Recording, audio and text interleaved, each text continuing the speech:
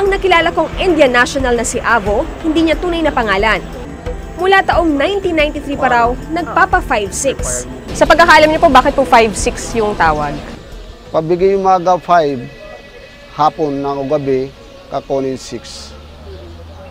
Doon na starting na 5'6", yun narinig ko. Sinasabing ang isa pang dahilan daw kung bakit 5'6" ang tawag dito ay dahil sa kada 5,000 pisong pautang, 6,000 piso raw ang balik nito. Sa makatuwid, 20% raw ang tubo sa 5'6". Isa na rito si Aling Luz. Ang utang niya kay Avo, 10,000 piso. Salamat po. Thank you. Ang balik daw nito, kasama na ang tubo, 12,000 piso na kailangan niyang bayaran ng 2 buwan. Bagamat malaki ang interes, maluwag naman daw sa paniningil si Avo. Nagtayo ako ng maliit na tindahan, tapos kumuha ako ng puhunan na galing sa Bombay. Ang kinikita ko dyan, yun na lang ang panggastos namin sa pang-araw-araw, dyan ko kinukuha at saka baon ng mga anak ko. Dahil nga may maliit na tindahan, hindi naman daw nahirapan si Aling Luz na mangutang sa 5'6". Kahit papaano kasi nakita raw ni Avo na may pagkukunan siya ng ibabayad sa kada araw.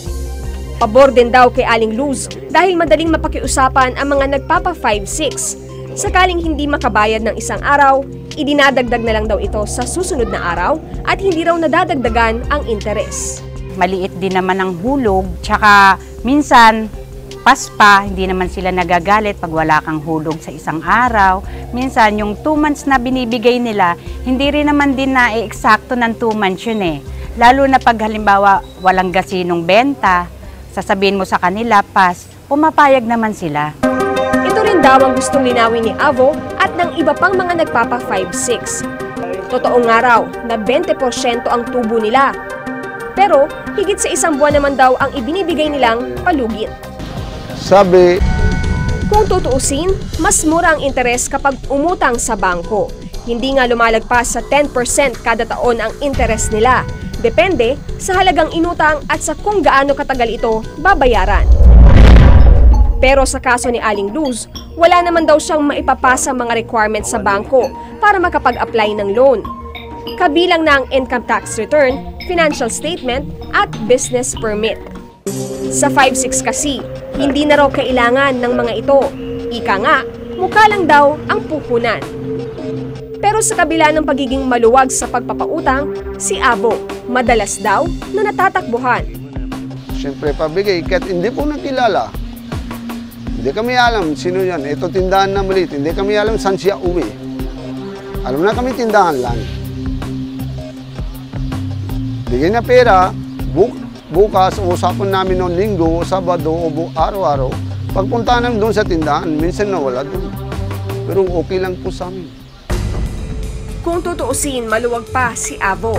Dahil sa kaso ng ibang mga nagpapa 5'6", sa kada araw na hindi nakakabayad ang may utang, lumalaki ang interes. Tuloy, nababaon sila sa 5'6". Pero ngayon, tila ang mga kagaya na ni Avo ang kailangan daw kumaripas. Kamakailan lang kasi, ipinag-utos ni Pangulong Rodrigo Duterte na arestuhin ang mga Indian national na nasasangkot sa 5'6". Wala naman daw kasing permit ang ganitong sistema ng pagpapautang at hindi rin daw sila nagbabayad ng buwis.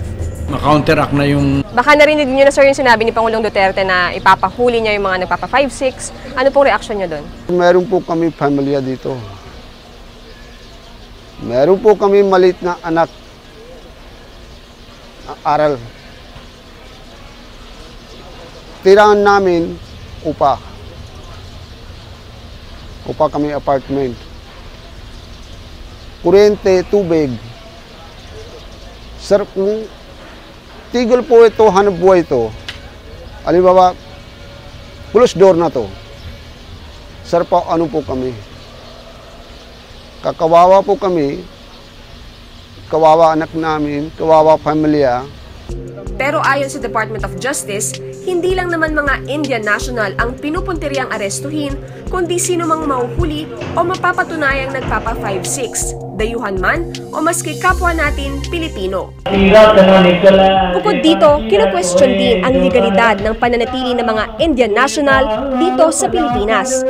Lalo pat sa tala ng Bureau of Immigration, mahigit sa 1 milyong dayuhan ang overstaying na sa Pilipinas. Aminado rito si Avo, pero may mga kagaya naman daw niya na permanent resident na pala sa ating bansa. Akala na marami sa atin yung mga Indian national ay nag-overstay lamang dito sa Pilipinas. Pero sa ilalim ng Republic Act 7919 ay maaari silang mag-apply ng permanent residency, itong Alien Certificate of Registration. Si Avo, pero nagbayad daw ng 250,000 pesos noon sa Bureau of Immigration para magkaroon ng permanent residency sa Pilipinas. Kapag nagkapangasawa rin ng Pilipina, maaari rin silang mabigyan nito. Para hindi na maengganyo ang mga kagaya ni na Aling Luz at Aling Marilyn na kumapit sa 5-6, isang proyekto ang iniuusad ng gobyerno. Balak nilang maglaan ng 1 bilyong pisong pondo para mapautang sa mga kababayan nating nangangailangan. Yung 1 billion fund has already been approved by the bicameral body sa Congress. And it's already with the DBM, nasa budget na sa General Appropriations Act for 2017. So it's a matter of drawing it down. We will go through the process of drawing it down from sa DBM. Ang interes nito, malayong-malayo sa 20% tubo sa 5-6. 2.5% lang kada taon. Hindi rin kami magre-require ng collateral. In fact, yun ang reason bakit hindi makakautang to sa itong mga small borrowers sa bangko, dahil nire-require sila ng collateral, nire-require sila ng financial statements na wala naman sila. Samantala, sina Avo naman at ang mga kagaya niyang nagpapa 5-6, handa raw sumunod sa anumang patakaran na itatalaga ng gobyerno kaugnay sa pagpapautang. Huwag lang silang arestuhin at paalisin ng bansa. Pabigyan panahon pa anong po gusto ng government gawin? Gusto niya, anong po bagong guideline, bagong turo, makano tubo, makano legal, makano ganun, pwede po kami sunod. Sa totoo lang, sa hirap ng buhay ngayon, hindi natin masisisi ang ating mga kababayan na umaasa sa 5-6. Pero sa isang banda, hindi raw naayon sa batas ang paraang ito ng pagpapautang. Kaya sana lang hindi na lalo pang malubog ang mga nangangailangan at bagkus ay matulungan sila ng pamahalaan. Patuloy na magbabantay sa mga isyu ng bayan. Ako po si Victoria Tulad, kasama sa isang brigada.